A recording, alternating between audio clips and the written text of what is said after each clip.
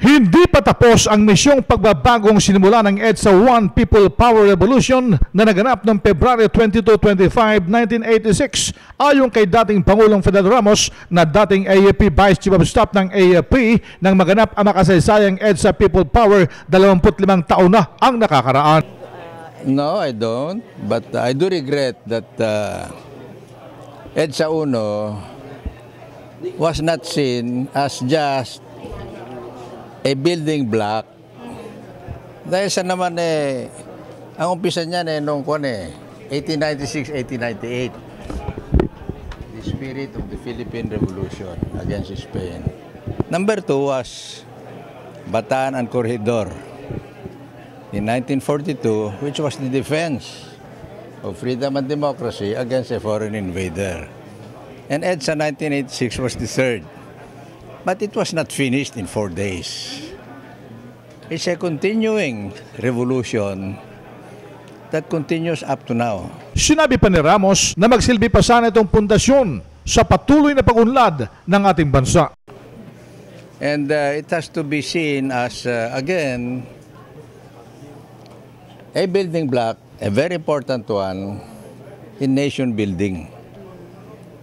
The ejection of the dictatorship at that time was just a turning point of our long history of aspiring for a nation that is free, including freedom of information, that is bountiful, and that is respected in the community of nations.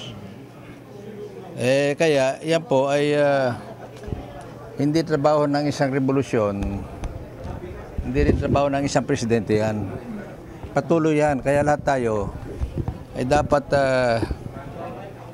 maging isang tunay na Filipino citizen that is responsible for doing his job, paying his taxes on time, making sure that the officials are non-corrupt, honest, and servants of the people.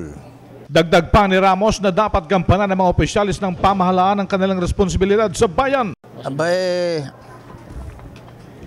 let us do our jobs according to the law.